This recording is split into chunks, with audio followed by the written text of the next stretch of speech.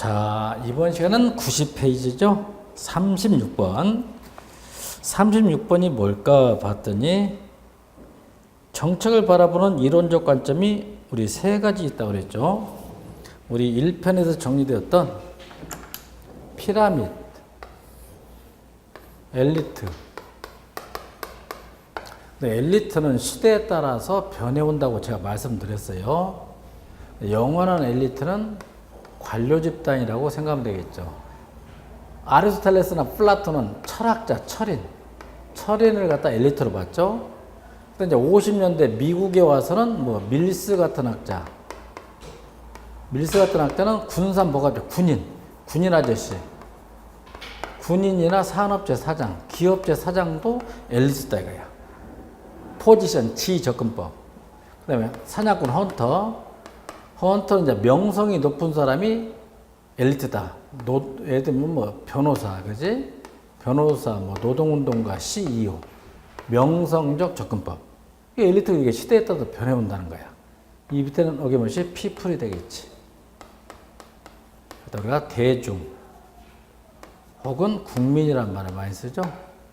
간단히 정리하면 A에서 B로, 권력은 A에서 B로 흐른다.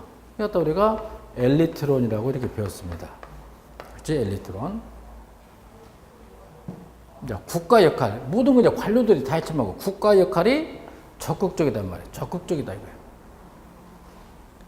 또 안 되겠어. 지나치게 전제주의, 독재주의 가깝다. 그래서 나타나는 게 이제 계란이 되겠죠.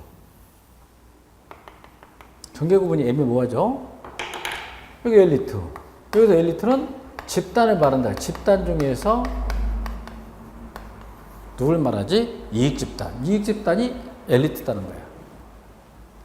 밑에는 어김없이 피플이겠지. 피플, 대중. 이렇게 하겠죠? 정책은 이익집단. 이익집단 간의 투쟁, 갈등, 타협, 합의, 조정에 의해서 정책은 이루어진다. 갖다 다원주의, 플러리즘, 다원주의. 이때 정부 역할은 소극적이야. 소극적이면서 정부 역할은 조정자 역할이나 중개자 역할만 한 거야. 조정자, 중개자 역할을 해준다. 다원주의. 근데 다원주의도 문제점이 있어. 어떤 문제가 있냐? 공청회에 참여하지 않은 집단들, 힘없는 소수, 약자들 이익은 무시당해. 무시당하기 때문에 다원주의도 비민주적이다. 너도 비민주적이야. 해서 또 다원주의를 비판했다는 게 요거야. 또다시 나타난 새롭다 해서 뉴 엘리트론, 라틴어로 네오 엘리트론, 신 엘리트론이죠. 우리말로 의사결정 안 한다 이거야.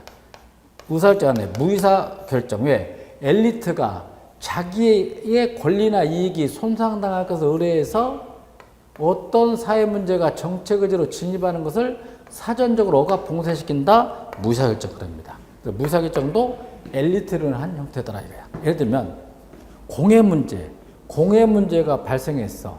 이 공해 문제를 NGO들이 정책 의제로 채택하라고 소리 지르기도 전에 산업체 사장들이 그러한 요구를 폭력배를 통해서 사전에 미연에 억압 봉쇄시킨다. 무슨 결정? 무의사결정. 누가? 바크라크와 바라츠가 연구한 무의사결정을 하죠. 중요한 것은 다원주의를 비판해서 나타난 게 바로 무의사결정이다 이거야. 또 더 봅니다. 또 아까 제가 설명했다시피 이렇게 하겠죠. 유일하게 국가의 역할이 소극적, 중립적, 중개자 역할을 담당한다. 다원주의. 그 다음에 다원주의는 국가하고 이익집단 간에 누가 주도적인 역할을 한다? 이익집단이 주도적인 역할을 하면 뭐가 된다? 다원주의야. 그런데 국가하고 이익집단 간의 협의 과정에서 국가가 주도하게 되면 조합주의, 코퍼레티즘보다 조합주의. 그 다음 다원주의는 이익집단들 간의 경쟁을 강조해. 이익집단 간의 경쟁을 강조한 게 뭐다? 다원주의. 그런데 이익집단 간의 합의를 강조하는 것은 뭐다? 정확히 뭐지? 조합주의. 슈미트보다 조합주의. 자, 그렇다면 36번은 무슨 문제가 차봅니다. 박스. 사회의 현존 이익과 특권적 분배 상태를 변화시키는 요구가 표현되기도 전에 질식 은폐되거나 그러한 요구가 국가의 공익 의사결정 단계에 이르기 전에 소멸한다. 이게 바크라크와 바라체의 무의사결정이야. 무의사결정과 부합되는 내용은 1. 정적은 많은 이익집단의 경쟁과 타협의 산물. 경쟁, 이건 바로 다원주의. 1번은 다원주의다. 틀렸죠? 2번. 정적력으로는 모든 행위자들이 이기적인 존재라는 기본 전제하에 경제학적인 모형을 적용한다. 이기적이면서 경제학적이다면 공공선택 모형. 2번은 뭐다? 공공선택 모형점 분배됐다. 공공선택 모형. 그 다음에 3번. 실제 정책 과정은 기득권의 이익을 수호하려는 보수적 성격을 나타낼 가능성이 없다. 3번이 바로 무의사결정. 4번. 정부가 단독으로 정책을 결정 집행하는 것이 아니라 시장 및 시민사회 등과 함께한다. 시장 및 시민사회 등과 함께한다. 이건 신다원주의도 맞을 수 있고요. 신다원주의도 맞을 수 있고 NG 뭐도 된다? NG도 될 수 있겠죠. NG. 그 다음에 5번 국가 역할은 중립적이다. 국가 역할은 중립적이다. 이건 아까 딱 하나 뭐가 되지? 다원주의. 뭐다? 다원주의가 되겠다. 다원주의. 정답은 3번밖에 없네. 37번. 다음과 같은 정책결정 형태는 정책결정에서 정부의 보다 적극적인 역할을 인정하고 이익집단 간의 상호협력을 중시한다. 이익집단 간의 협력. 아까 그랬죠.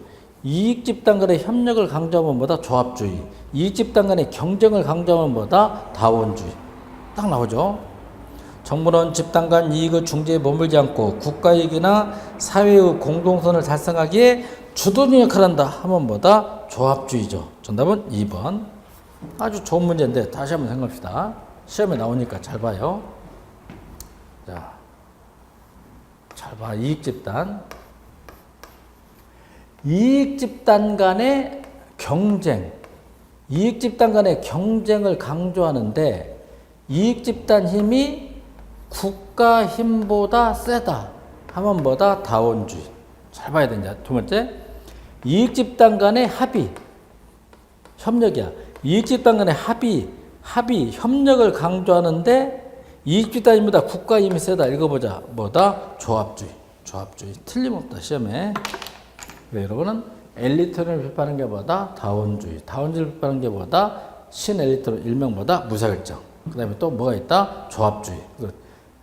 유일하게 국가의 역할이 중립적, 조정자, 소극적 역할을 한다. 딱 하나 뭐 있다? 다원주의다. 이거야. 다원주의. 정답 2번이 되겠다. 38번. 자, 지역사회 및 지방자치단체 권력구조에 대한 이론과 이에 대한 설명. 옳은 것은? 옳은 것은 1번. 신다원주의. 신다원주의 이거 말하는 거야. 기업가 집단한테 특권을 줄 수밖에 없다. 기업가들이 정당한테 정치자금을 제공하니까 기업가 단체한테 특권을 부여할 수밖에 없다. 신다원주의. 1번. 네오플러리즘. 기업이나 개발 관계자들의 우월한 지위를 주민이나 지방정부가 용인한다. 뭐다? 용인한다. 용납한다. 틀렸죠? 이거 간단히 쉽게 다원주의가 새로운 형태로 나타났다. 신다원주의야.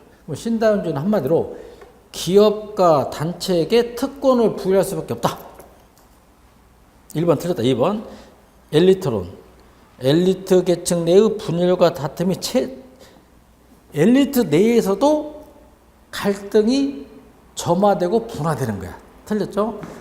엘리트 계층 내의 분열과 다툼이 최대화되기 때문에 내부 조정과 사회화 과정은 의미를 지니기 어렵다. 엘리트 계층 내에서도 갈등이 존재한다 이거야. 존재한다. 2번도 틀렸고요. 3번 이제 성장기구론. 몰로치와 로건이죠. 몰로치와 로건의 성장기구론. 잘 봐. 성장연합과 반성장연합의 대결구도에서 대체로 성장연합이 승리하여 권력을 정치한다. 이게 뭐냐면 이제 우리가 레지미론이라는 게 있어.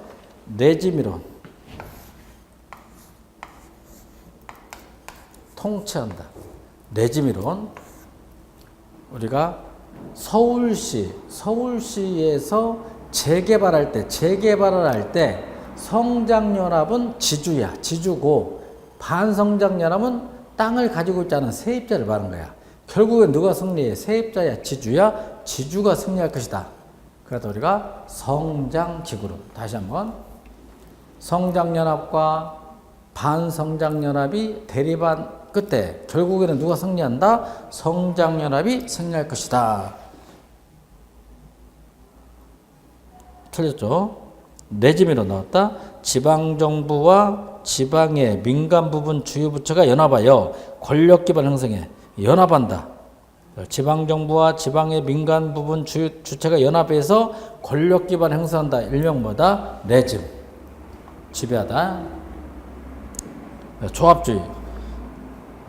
5번 이익집단과 정부와의 경쟁에서 국가 역할이 비자율성화 된다. 이건요 조합주의가 아니라 뭐지? 다원주의면 된다. 뭐다? 다원주의. 이것도 다른 식으로 바꾸면 이렇게 하겠지. 이익집단과 정부와의 협력에서 국가 역할이 자율성화된다. 그래도 맞겠지. 정답은 4번밖에 없다. 레지미론. 몰로치와 로건의 레지미론 신경 쓰세요. 39번 무의사결정. 정답은 4번이죠. 정책 의제로 채택을 지연시키든지 억압하든지 봉쇄시킨다를 갖다 무의사결정. 왜? 엘리트가 손해보기 때문에. 엘리트가 손해본다. 40번 이 문제 어떻게 푸냐 보자. 다양한 이해관계가 충돌한 복잡한 정책 중재자. 잡아. 정책 중재자는 엘리트로 아니라 어디서 나타난다? 다원주의. 다원주에서 나타난 거야. 다원주의. 공무원은 정책의 중재자다. 뭐다? 다원주의. 딱 잡아야 돼. 정책 중재자의 중요성은 더 높아져 가고 있다. 정책 중재자에 대한 설명을 옳지 않은 것은 1. 나온대. 다원주의 정책 상황에서 상대적으로 더 필요한 정책 행위자야. 맞고요. 2. 갈등 상황에 있는 정책 이해 관계자들의 상호 정책학습을 촉진하는 역할을 하죠. 3. 강력한 권위를 바탕으로 이해관계자들이 압력을 가하는 중재 방식을 사용하기도 하겠죠. 4. 정부는 공식적 권위를 지닌 정책 중재자로서 가장 민주적 역할을 한다. 가장 민주적인 역할을 한 것은 공무원들이 아니라 뭐다? NGO, MP를 말해 보다. 시민사회단체를 말하는 거야. 공무원은 어떻게 보면 민주적이야? 강제적이야? 강제적이고 억압적으로 한단 말이야. 정답은 4번이 틀렸죠. 언제 나왔던 5번 다원화된 선진국에서 더욱 요구된다. 여러분 하나만 외우자고요. 공무원의 역할이 중립적, 조정자, 소극적이다. 딱 하나 다원주의. 이익집단이 발달하는 사회보다 다원주의.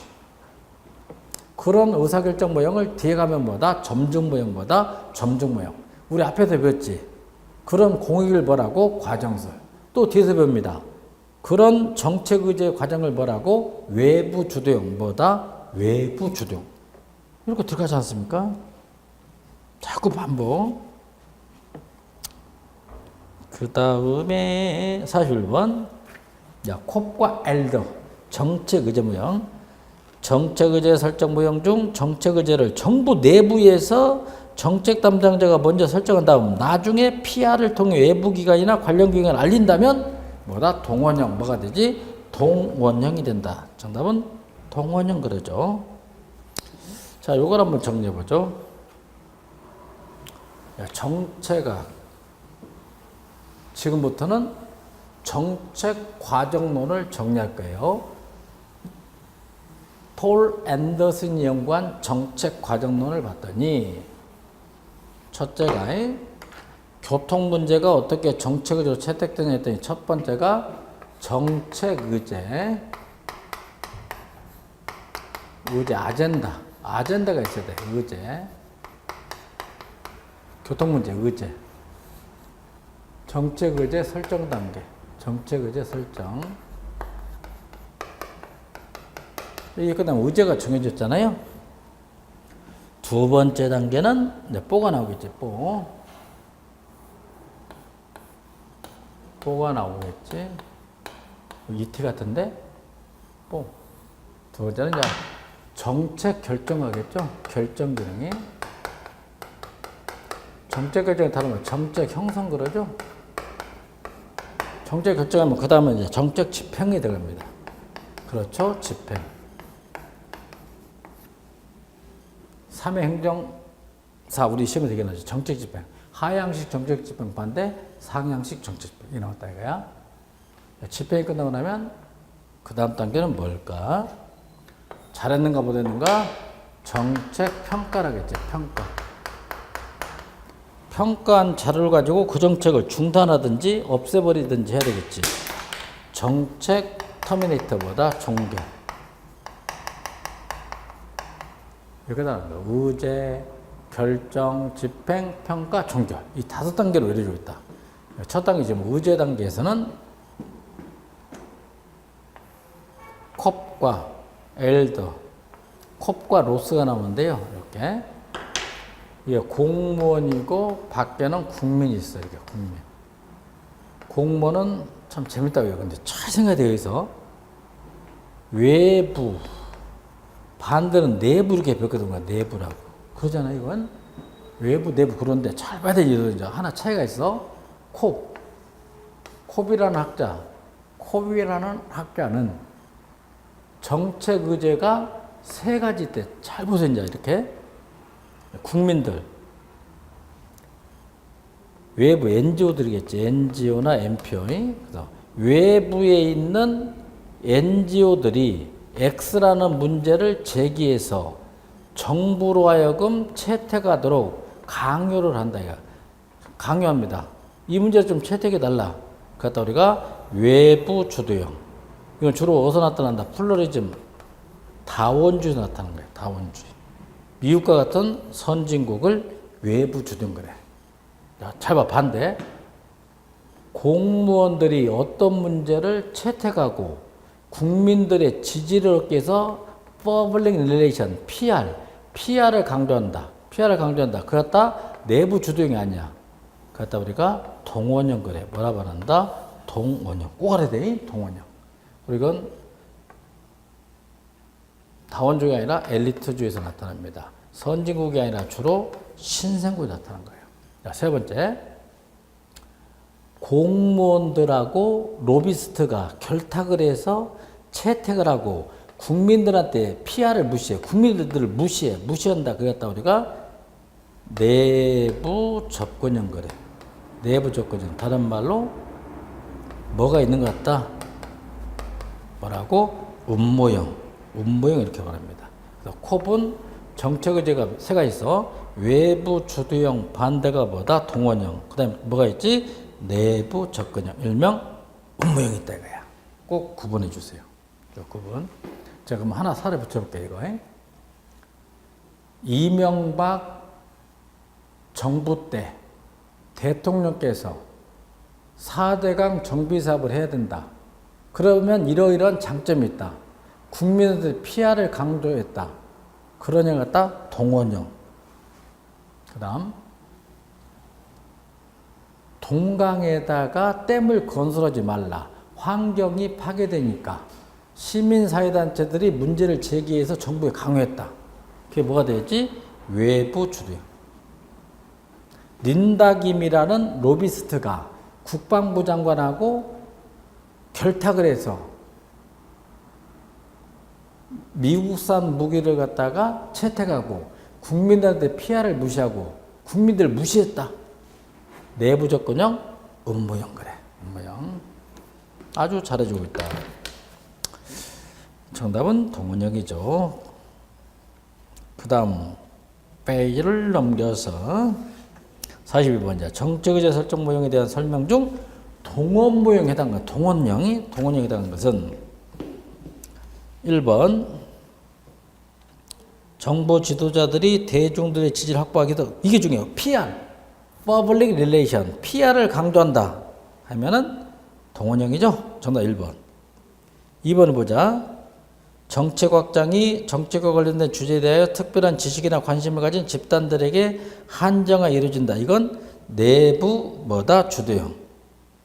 내부 주도형. 그 다음에 3번 심볼. 상징이 심볼이나 매스미디어를 통해 쟁점이 확산된다. 매스미디어를 통해 쟁점이 확산된다. 이건 뭐지? 외부 주도형. 상징작용이나 매스미디어를 활용하면 외부 주도형. 4번 정책 결정자들이 정치 과정을 통하여 사회적 이슈를 공식적 정책을 채택하는 전략적 과정을 설명하는 논리다. 이것도 외부 주도형. 5번 PR을 무시한다. 공공관계를 무시한다 하면 이건 뭐지? 내부 주도형. 내부 접근형. 정확히보다 내부 접근형이 되겠지. 내부 주도형, 내부 접근형, 음모형 이렇게 말합니다. 음모형. 그 다음 43번 아이스톤. 이제 아이스톤은 정책 의제가 어떻게 이루어지냐. 첫째 사회 문제가 있어야 된다. 사회 문제. 그 다음에 사회적 이슈. 그 다음에 공중의제. 마지막 공식의제. 몇 단계? 4단계가 되는 거야. 첫째 사회 문제가 있어야 돼. 트리거링 메커니즘이야. 확산시켜. 사회적 뭐다? 이슈. 많은 사람이 관심 갖는다. 퍼블릭 아젠다. 공중의제. 정부가 확정했다. 공식의제. 이렇게. 자, 사회 문제는 개인의 문제가 다수로부터 공감을 얻게 되어 많은 사람들의 문제로 인식된 상태. 사회 문제 맞죠? 2번 퍼블릭 아젠다. 이게 공식 의제야. 공공의제는 일반 대중의 주목을 받을 가치는 있으나 아직 정부가 문제 해결을 하는 것이 정당한 것으로 인정되지 않은 상태. 2번은 공공의제가 아니라 공중의제, 퍼블릭 아젠다. 뭐다? 공중의제야. 정답 틀렸죠? 사회논제, 소셜 이슈, 사회적 의제. 사회적 이슈는 사회 문제가 여러 가지 다른 견해를 갖는 다수의 집단들로 하여금 논쟁을 야기하며 일반인의 관심을 집중하고 여론을 환기시키는 상태를 말한다. 맞고요. 야, 공식 의제, 오피셜 아젠다는 여러 가지 공공의제들 중에서 정부가 그 해결을 위하여 심각하게 관심과 행동을 집중하는 정부의제로 선별되는 게 정부의제로 선별되는 상태를 갖다 공식의제. 그리고 공식의제에 비하여 공중의제 단계가 포괄적이니까 갈등도 더 많더라. 2번이 틀렸죠. 44번 정책의제 형성에 영향을 미치는 요인들이야. 어떤 문제는 의제로 채택되고 어떤 문제는 의제로 채택되지 않는다. 예를 들면 대통령이 관심 많은 문제일수록 정책의제로 채택됩니다. 대통령이 관심이 적을수록 정책의제로 채택되는 확률이 낮겠죠. 옳지 않은 것은 1번. 그치? 사회적 유의성이 높을수록 채택 가능성이 높아. 단순한 문제일수록 극적인 사건이나 이기들. 선례가 있는 문제들은 선례가 있는 문제일수록 의제로 채택될 가능성이 높다. 4번 잘못됐네. 모든 문제가 정책 의제로 채택되는 건 아니겠죠. 45번. 주도집단. 주도집단은 정책 의제 설정의 주체로서 의제 설정에 많은 영향을 미친다. 다음 그림은 주도집단의 영향력을 나타내는 것이다. 길고 어려운 과정을 거쳐 정책 문제로 채택된 유형. 이것도 뭐 별게 아니야. 점정 모형이냐, 합리 모형이냐, 사이버네틱스 모형이냐. 그걸 묻는 거야, 이것도. 별거 아니죠? 자, 45번 문제 보자. 길고 어려운 과정을 거쳐 정책 문제로 채택되는 게 뭐냐? 이걸 묻고 있어요, 지금 보니까. 일모형 봐. 일모형은 자, 정치 체제는 내부에 있고 정치적 자원이 많아. 자원이 많을수록 쉽겠지. 쉽게 정치되죠. 2번 보자. 2번 모형은 정치 체제가 외부에 있어. 정치적 자원도 많은 편이야. 이것도 쉽게 채택될 수 있죠.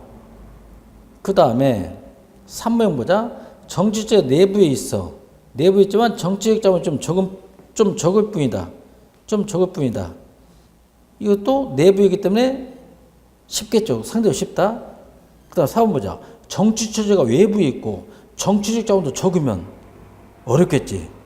외부에 있고 정치적 자원이 적다. 4 모형. 정답은 3번이 되겠다. 3번. 46번. 동원 모형에 대한 설명 옳지 않은 거. 동원 모형에 대해서 동원 모형. 공무원들도 이렇게 알아야 돼. 행정의 최고의 전문가는 이집단이 아니라 누구다? 공무원이야. 공무원. 2번 맞네. 전문가의 역할이 크죠. 2번. 주로 정치 지도자들을 지시하여 사회 문제가 바로 정부적 채택 맞죠? 3. 정책 내용이 상호 충돌할 뿐만 아니라 모순적이며 단기적 단편적 성격이 된다. 3번은 동원모형이 아니라 뭐다? 외부 주도형쯤 되겠다. 외부 주도형쯤 되겠지. 정답은 3번이 되겠네요. 자, 우리나라와 같이 관은 존경스럽고 백성은 천박하다. 정치 권력이 집중된 사회에 주로 나타난다. 그러니까 한마디로 엘리트 사회에서 나타난다. 5번이 일반 대중의 지지를 얻어 정책의 지평을 성공을 이끌기에 정부 활동을 통해 공중을 지른다. 그래서 동원이 나오면 이거야. PR을 강조한다. 동원형. PR을 무시한다. 내부 접근형, 즉 음모형이 되겠죠. 47번. 예상치 못한 사건이나 사고에 의해서 인식되지 못하던 이슈가 갑자기 공공의제로 부각되어 급속하게 정책대응이 마련되었다. 이게 우리가 트리거링 메커니즘, 촉매장치, 이슈 촉발, 촉매작용이 필요하다. 트리거링 메커니즘. 정답은 3번이 되겠죠. 영어 같잖아요. 근데 1번 봐. 컨테인먼트 메커니즘, 우리말은 억제한다. 억제 작동 원리. 시스템매틱 메커니즘. 이건 체계적 원리, 체계적 작동 원리. 그다음에 트리거링 메커니즘은 촉매작용, 촉발적 메커니즘. 그다음에 익스플로이티브 메커니즘. 이건 착취 뺏어간다. 착취 메커니즘. 모발리리전 모바일 움직인다. 이건 동원형 작동 원리. 그럼 이게 무슨 얘기냐면, 자, 요런 게 하나 있지. 예를 들면 노무현 정부 때는 북한이 남한에 전쟁을 일으키지 않을 것 같다 이거야. 근데 MB 정부 때는 북한이 남한을 상대로 전쟁을 일으킬 것 같아. 견해체가 틀리잖아. 노무현 정부는 군 복무기간을 갖다 18개월로 줄이겠다. 18개월로 줄이겠다 그랬어. 21개월에서 18개월로 줄이겠다. 노무현 정부가 이렇게 말을 했다 이거야. 근데 이제 MB 정부가 들어서면서 21개월을 18개월로 줄여야 되는데 MB는 북한이 남한을 상대로 침략을 할 것 같아. 그래서 이거 21개월을 18개월 줄일 수가 없어. 근데 마침 그러던 차에 천안함 폭침 사건이 터진 거야. 연평도 또 도발이 일어난 거야. 이때 MB는 뭐라고 하냐. 이런 문제가 터졌기 때문에 21개월을 18개월로 줄여서는 안 된다. 여기에 대해서 어느 누구도 반대할 수가 없어. 극적인 사건이 일어났다. 그랬다 뭐라고 한다? 트리거링 메커니즘 그런 거야. 촉발 계기가 있어요. 촉발 계기. 정답은 3번이 되겠죠. 그 다음에 48번. 지문이 길구나. 일본 한 정치 사례. 콥과 로스가 주장하는 정책의 설정 문제가 어느 명이 되느냐? 메이드 인 재패니스. 이거 바꾸자 이거야. 뭘로 바꾸냐? 네오 재패네스크로 바꾸자 이거야. 일본은 국가 브랜드가 메이드 인 재팬에서 네오 이제 새로운 재패네스크 신일본 양식을 바꾼다. 왜 그랬을까? 메이드 인 재팬이니까 이미지가 안 좋다는 거야. 이걸 갖다가 누가 바꾸냐 했더니 일본 경제산업성이야. 경제산업성이 바꿨기 때문에 이건 동원형이 되겠다. 그러지? 동원형. 정답은 3번이 되겠죠. 동원형이. 정부가 주도적으로 하게 되면 뭐다? 동원형이고 민간 기업이 자율적으로 하게 되면 뭐가 된다? 외부 주도형이다. 정답 3번. 49번. 아주 좋은 문제다. 정책 결정에 관한 권력 모양 설명 중 옳지 않은 것은 49번 또 별표 좀 해보고요. 권력 모양. 배웠던 거 한번 해보자. 신다원주의는 자본주의 국가에서는 기업 집단의 특권을 부여할 수밖에 없다 이거야. 1번은 맞죠? 2번. 신엘리트주의는 민간 부분의 집단들에 대하여 국가가 어떻게 강력한 주도권을 행사하는지를 설명한다. 맞고요. 그 다음에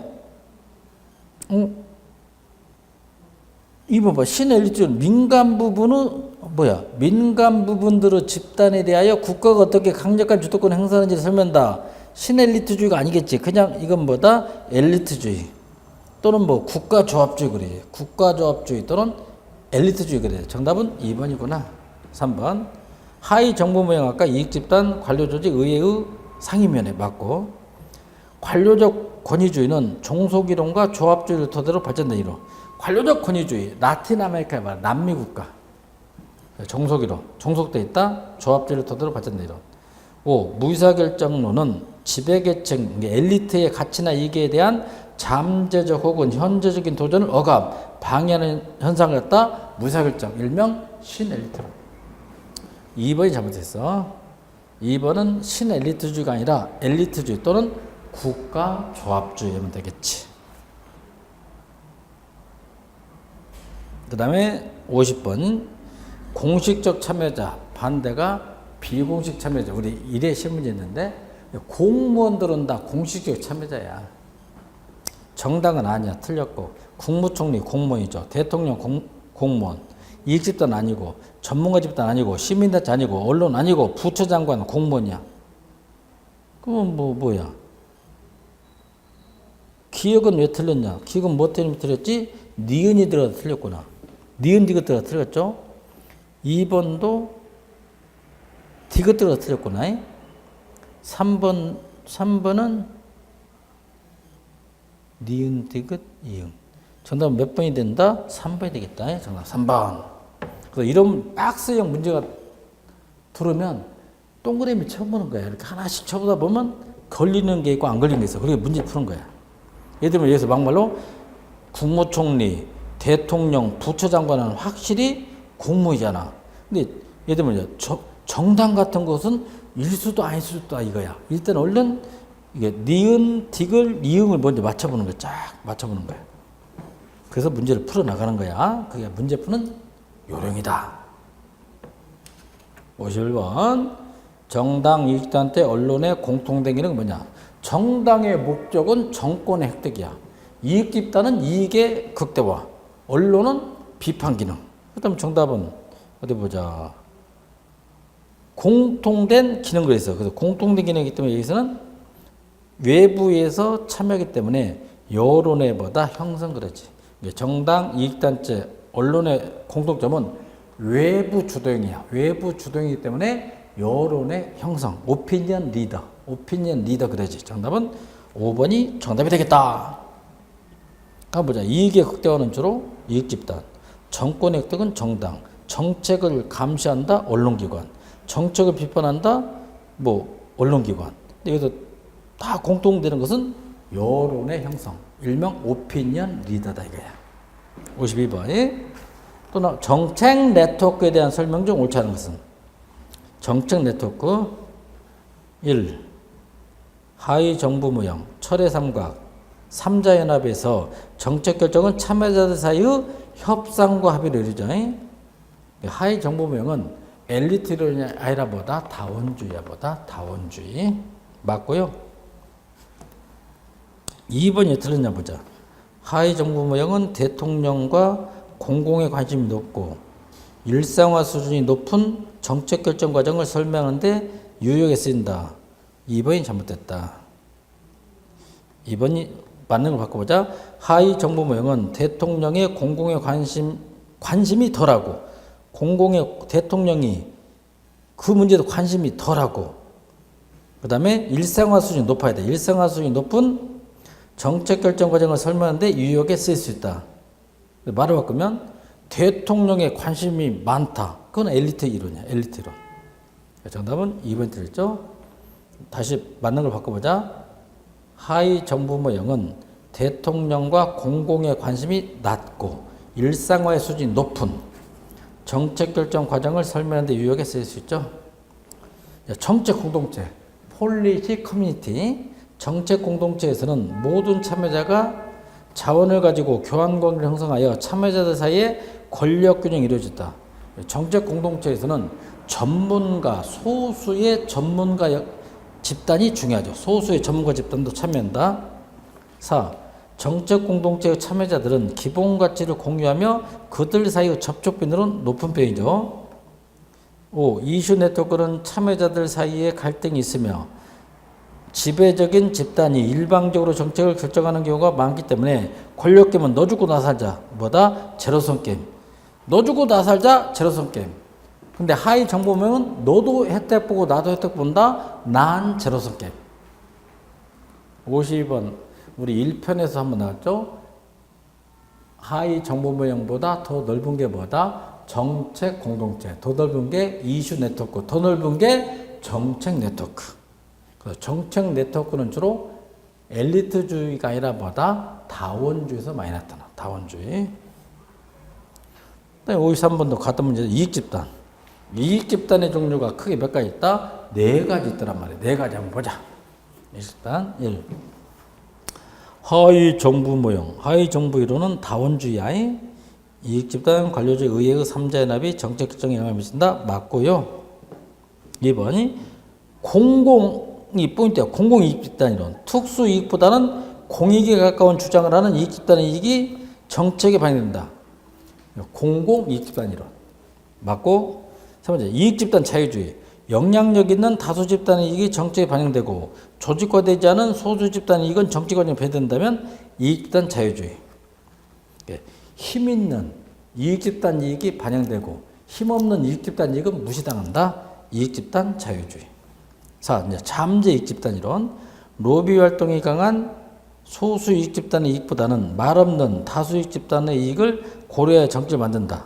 잠재 이익집단 이론. 조합주의는 왜 틀렸냐? 정부는 피이동적인 존재로서 공익보다는 이익집단 요구와 주장에 호응하고 동조한다. 조합주의가 아니라 이건 5번은 플루리즘 다원주의. 여기서 한번 뭐가 된다? 다원주의가 되겠지. 정부는 피이동적인 존재로서 공익보다는 이익집단 요구와 주장에 호응하는 동조한다. 그래서 다원주의. 자, 이거 한번 정리해보죠. 이것도 별거 없는데 이익집단 보자 우리가.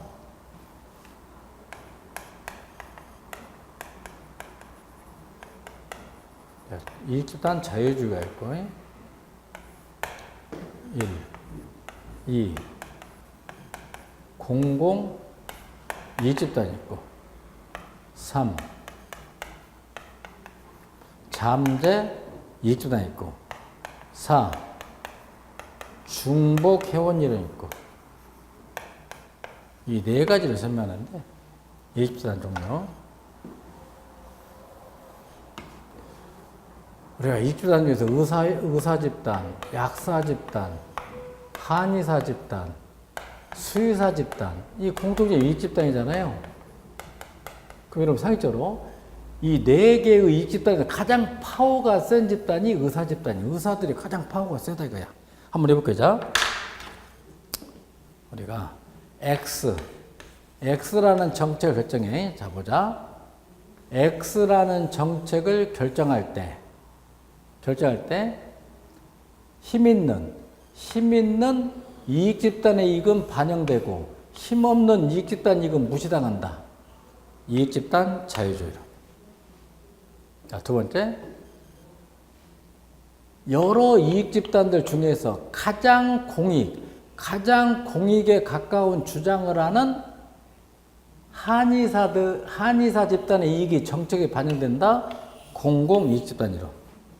그 다음 정책 결정자는 힘 있는 소수의 이익보다는 침묵하고 있는 다수인의 이익을 염두에 두면서 정책을 결정할 것이다. 잠재 이익집단이로.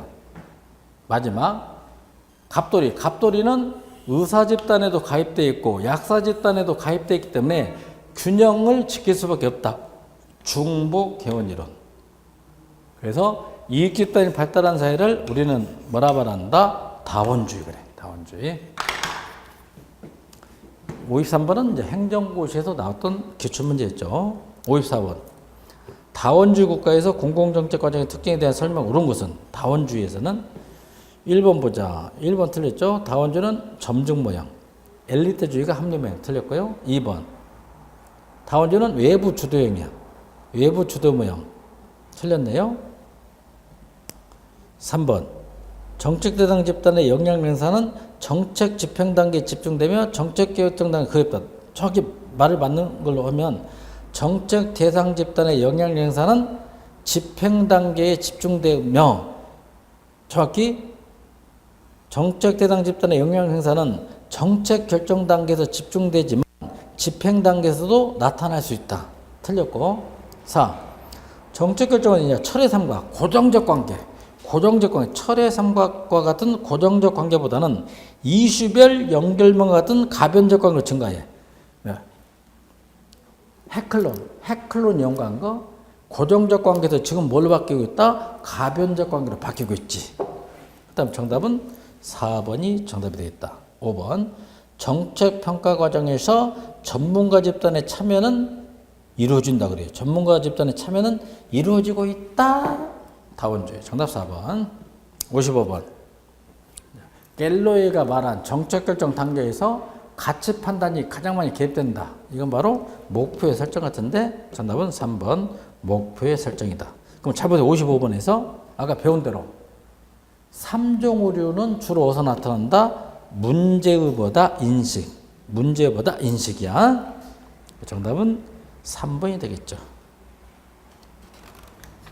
56번. 정책 집행 관련 이제 집행 내 정책에 대한 순순히 따른다. 싫어요보다 불응. 순응과 불응. 순순히 따르겠다. 순응. 싫어요. 그 정책에 따르지 않겠다. 불응. 성공적인 정책 집행은 순응이 돼. 정책 실패는 뭐다? 불응이 되겠지. 정책의 명료성. 순응이죠. 정책 일관성을 해서 순응. 정책 결정에 소요된 비용은 정책 집행이 아니라 이건 정책 결정 단계야. 정답은 3번은 관련 없죠. 결정. 정책 결정 기관이 정통성이 있을수록 순응을 확보하죠. 정책 집행자에는 신뢰감이 있을수록 즉 성공이 되겠죠. 성공적 집행. 3번은 상관없죠. 소요된 비용은 결정 단계다. 57번 문제는 나카무라와 스무르들은 정책 집행자 유형이 5가지 있다라 이거예요. 5가지. 이 그림 갖고 한번 해볼까요? 이 뽀그림 가지고. 나카무라 상과 스무르드 여사는 정책 집행자 유형이 5가지 있더라. 이걸 어떻게 정리하냐? 아주 간단합니다. 이 그림 가지고. 이렇게.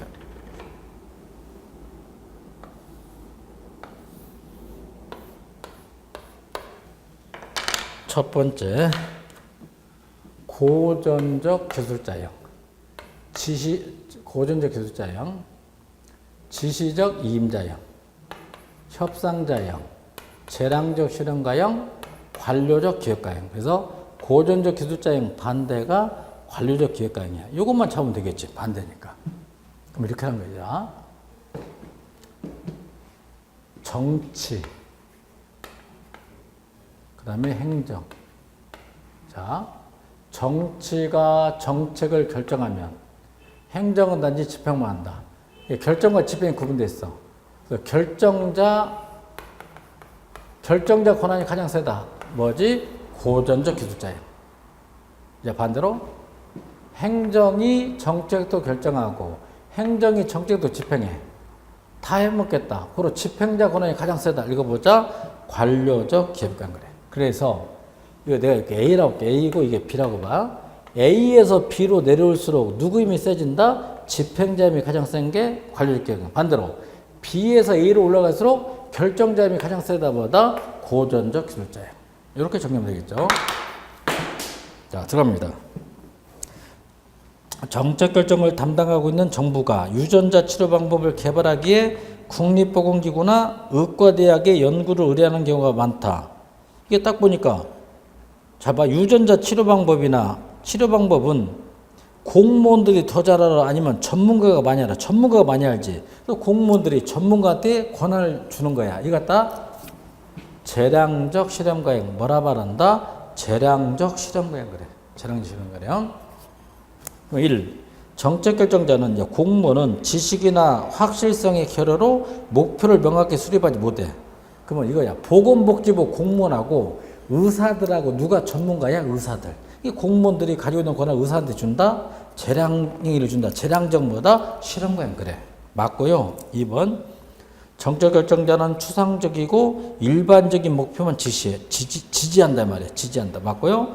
정책 집행자, 의사들은 이 과업을 수행할 능력과 의사를 가지고 있어. 4번 잘 봐. 정책 집행자는 정책 목표 달성에 필요한 정책 수단을 확보하기 위해서 정책 결정자 흥정합니다. 목표 달성에 필요한 수단을 확보하기 위해서 결정자 흥정한다. 흥정하니까 이거 갖다 협상자행이다 하면 틀려. 뭐가 된다? 관료적 기획과잉이야. 관료적 기획과잉. 그러면 협상자행하고 관료적 기획과잉을 어떻게 구분하는가? 좀 이따 봐. 4번. 4번이 바로 관료적 기획과잉이야. 5번. 정책 결정자는 정책 집행자들에게 광범위한 뭐다? 재량권을 임한다. 자, 잘 보세요. 이건 해설을 잘못된 교재가 있어. 이건 행정고시 기출문제야. 잘 봐. 목표가 있어. 반대로 수단이 있어. 잘 봐야 돼. 목표도 있고 수단. 목표를 정하는 것은 주로 결정자야. 결정자. 수단. 집행자 이렇게 돼 있어. 결정자. 잘 보세요. 이제. 목표 플러스 수단. 이 두 가지에 대해서 결정자와 집행자가 흥정한다. 흥정하면 이거 봐. 뭐가 된다? 협상자행이야. 목표뿐만 아니라 수단까지도 흥정한다 하면 뭐지? 협상자행. 그런데 목표를 달성할 수단, 이 수단 하나만 가지고 흥정한다. 이건 뭐가 된다? 관료적 기업가예요. 반드시 정리합니다. 그래서 쉽게 나오면 이렇게 나오겠지. 정책 결정자 권한이 가장 강하다? 고전적 기술자형. 집행자 권한이 가장 강하다? 관료적 기업가형. 58번은 작년 우리 행정사 시험하고 유사하죠. 정책 집행은 하향식 접근, 반대가 뭐지? 상향식 접근. L모의 밑에서 위로 올라간다? 상향식. 위에서 밑으로 온다? 하향식. 권위적이다? 하향식. 민주적이다? 상향식이 되겠지. 상향식. 올해는 안 나와. 왜? 작년에 나왔기 때문에. 안 나온다 이거야. 그거 해봅시다. 옳다는 거. 상향식 접근은 정책 문제를 둘러싸고 있는 행위자들의 동기, 전략, 행동, 상호작용 등에 주목해. 이게 포인트야. 일선 공무원들로부터 시작한다면 상향식. 맞고요. 반대로 2번. 상향식 접근법은 집행이 일어나는 현상에 초점을 맞추고 현장에서 일어나는 사람이 일선 관료잖아. 초점을 그 현장을 미시적이고 현실적이며 상호작용의 차원에서 관찰한다. 맞고요. 3번. 하향식은 정책 결정자 권한이 커지는 거야. 하향식 접근법은 하나의 정책에만 초점을 맞춤으로 여러 정책이 동시에 집행되는 경우를 설명하기가 어렵죠. 최고관리자는 한 명밖에 없어. 한 명밖에 없다. 하향식. 일선관리 여러 명 있다 하면 뭐다? 상향식. 4번이 왜 틀렸냐? 하향식 접근법의 대표적인 것은 포워드 매핑, 전방향적 접근법 위는 집행에서 시작하여 상위 계급이나 조직 또는 결정 단계로 거슬러 간다. 뭐야? 4번 하향식이 아니라 뭐지? 상향식 집행이 되겠다. 정답은 4번이 되겠다. 5번 하향식 접근은 정책 결정을 정책 집행보다 선행하는 것이고 결정 다음에 집행이야. 선행하는 것이고 상위의 기능을 간주한다. 정답 4번. 59번 문제 또 나왔죠? 정책 집행 인고 방식에 관한 설명 옳지 않은 것은 이렇게 말한 거지. 이것도 뭐 요거 최고관리자는 딱 한 명이야. 한 명밖에 없잖아. 그 다음에 집행은 반대. 최고관리자는 일선관료야. 사회복지사, 경찰공무원, 소방공무원, 검사, 민원인과 직접 접촉하는 말단 직원을 갖다 립스키는 일선관료. 그래. 일선관료 여러 명 있잖아. 여러 명 있단 말이야. 여러 명 이렇게. 그래서 A하고 B가 있다고 봐. A에서 B로 내려온다. 전방향식 접근, 즉 상향식 접근. 이건 집권이야. 집권에 따라 반대로 B에서 A로 올라간다. 분권. 고전적 정책 집행. 반대는 현대적 정책 집행. 밑으로 내려온다. 연역적. 밑으로 올라간다. 귀납법. 해보죠. 1번 하향식 접근법은 하향식 접근 방법은 집행 영향 요인의 발견과 이를 기반으로 한 집행 이론 구축을 연구를 한다. 맞고. 2.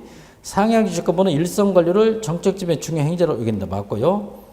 하향식 접근법은 위에서 밑으로 단계가 있어. 단계 주제 모형. 엘리트죠. 단계 주제 모형. 4번 상향식 접근법은 공식적 목표를 중요한 변수로 취급하지 않아요. 밑에도 위로 가니까 공식이 아니라 비공식 목표를 중요한 변수로 취급하겠죠. 5번 하향식 접근법은 정책의 예측보다는 기술 및 설명을 준다. 거시적인 차원에서 예측을 한다. 하향식 접근법. 미시적 차원에서 설명을 한다면 뭐다? 상향식. 정답 5번. 60번 똑같은 거 탑다운 하향식 접근 방법. 소화증진병의 조건을 옳은 것만 하향식 접근 방법으로 옳은 것만 고른 거다. 기억. 일선 관료의 재량권이 확대된다. 하향식이 아니라 상향식. 상향식. 틀렸죠? 아니, 틀린 게 아니라 상향식. 그다음에 지배기관들의 자원, 지배기관들의 지원. 니은은 맞고요. 집행을 위한 자원의 확보. 틀렸고, 명확하고보다 일관성 있는 목표. 그 다음에 여기서 정답을 잡으면 어디 보자. 탑다운 하향식이니까 일선 집행 관료의 재량 확대. 기억이 들어가면 틀려. 기억은 무조건 틀리는 거야. 그러면 1번하고 2번은 틀렸고요. 디귿 지배기관들의 지원 맞고 집행을 위한 자원 확보 맞고 명확하고 일관성 있는 목표 맞고 니은 디귿 리을이 맞겠네. 니은 디귿 리을. 정답은 4번이 되겠다. 오늘은 여기까지. 여러분 수고 많이 하셨습니다.